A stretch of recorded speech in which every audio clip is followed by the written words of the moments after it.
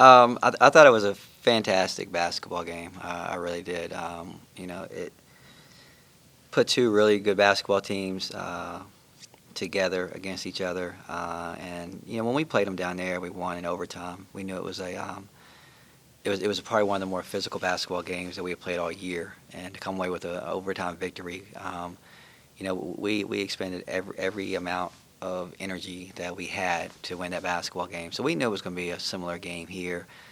Some teams you just match up well against. They match up well against us, and we watch them, and you look at their scores, and Drexel beat them twice. We beat Drexel twice. Drexel beat them by 34 points one time, and so it's just all about matchups, and I think they really match up well against us.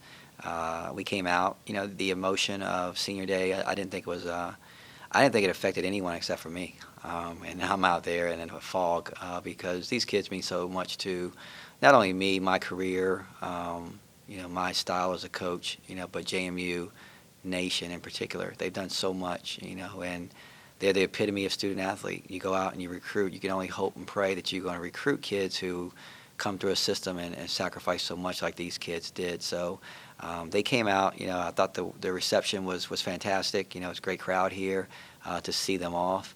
I listened to Muff, and she was a little knucklehead. She didn't cry. I think I've seen her cry once, and I had to work really hard to make her cry that day. But she's done a fantastic job. Jasmine, the same way. Ashley, who I feel like has been cheated a little bit out of her career because not only does she lose a semester because of a transfer situation, but she also almost lost another semester because of her injury. So for those kids to be able to come in here, Destiny Jones as well, to come in here and go out with a win, I'm very, very happy for them. But it wasn't easy. I thought Elon did a really good job of establishing themselves early in the post. We were very vanilla against them. We knew that there's a very good possibility that we're going to play against them again in probably in a week and a half. So we didn't want to show everything, but they took advantage of it. Got us in foul trouble. We were playing small ball a little bit, and therefore we weren't able to rebound as well as we would have liked against them. But it came down to the stretch, and we needed to make plays. I thought we missed a couple opportunities to stretch the lead out. I think we had a 4-point lead, and Jasmine missed a layup that could have put us up 6, gave us a little cushion. We were up 1 at the end. Jasmine, it's not a Bash Jasmine show, but then she missed another layup that we probably could have given ourselves a little cushion. And then the end of the game, I've seen the play on video from about 4 different angles. To me, it's inconclusive. I can't tell if there was contact or not. Only thing I have to go on is what Jasmine said, and Jasmine's probably one of the most honest kids that I've ever had, and she said, I didn't touch her, coach. But I can't wait to get back to watch film to see how she got that wide open in the first place. But it's a good win, very good win. We'll continue. We needed it. We needed this, because we're going to have games like this to advance to win a championship. And so we got 2 more left, and I think they're going to be just as good for our psyche, but also good to help us build upon this momentum and to get better. This is an interesting recruiting class because when these girls came to campus, it was just Destiny and Muff, the only 2 that were originally part of this class. Jazz obviously redshirted. How do you reflect on where this class now is today and what it will mean to JMU history? It's funny. Were you at breakfast with us this morning? Okay, all right. Well, that was the topic of discussion, and how do you categorize a class? Because you look at Nikki and Kirby's senior day, they didn't come in together, but they went out together, So was that the most successful class there? Do you look at the class? I think I only had one class who really came in together, and everyone left as the class. Obviously you have transfers in, transfers out, red shirt situations, but nonetheless, the way that this group is walking out, they're one of the most successful that I've ever had. Not only, I don't even know what the situation is or what the record is or if they're first or if they had the most or whatnot. They have the ability to go out as the only class that's a 3-time champion.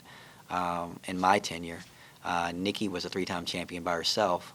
But these kids have done wonders for this program, and it's been a lot of fun to watch them develop their personalities and watch those personalities mesh. And I think that's one of the biggest things as far as chemistry is getting kids to mesh their personalities, and their personalities are very, very different. and they all come in as, the alpha female, of their particular team, high school teams, and they have to mesh. And watching them, they're so different. Jasmine's a very passive kid. Muff is the talker. And Precious Precious will dominate the room and let you know what her feelings are just by the look on her face, and you either better move out of her way or get in trouble. But and then Ashley, she had to come in and mesh her personality with them coming in. She's almost like the new kid at school, and had to meet everyone and then crash course. But it's so much fun. I mean, if you could be over in their locker room when I walk in to give my pregame speech, they're doing skits, and I asked them on Friday night, I'm like, who comes up with the skits, what they're doing? And they say, we just make them up. It's a spur of the moment thing, and I don't know what those vests are, where that vest came from, but there was a piñata in the locker room, and there's candy all over the place and streamers, and Dee Dee is a DJ, and they come up with these little skits, and that's them. And that's them. And I don't dare do anything to discourage that, because that's what makes them so special. That's what makes them the tight-knit group that they are. And they have fun. They have fun. They enjoy themselves. And I'm a big, basketball buff, and I watch the NBA a lot. And I watch the Golden State Warriors. And you look at them and look about how much fun they look like they're having as opposed to the other teams. Well, maybe it's because the other teams are guarding them. But, still, it's that's what we want our kids to do: play free, enjoy your experience. And that's why we're going to go over here to the Crown Club meeting right now, and it's probably not going to be a dry eye in the house, because these kids are going to share about the experiences that they had here at JMU, the people that they come in contact with, whether it's the coaching staff, whether it's people they come in contact with every day, or whether it's just the maintenance person who might do something special for them once in a while. JMU Nation has really touched them, and I think they've touched JMU Nation in the same way. Third time in 14 years that you've run the table at home. Just what does that mean to you, and what do you think that speaks to? Honestly, I don't pat myself on the back. We are where we are as a program, and we do expect to win every basketball game. But it's more, the more gratifying part of what you just said is that JMU Nation didn't see us lose here. As opposed to we ran the table, we won every game.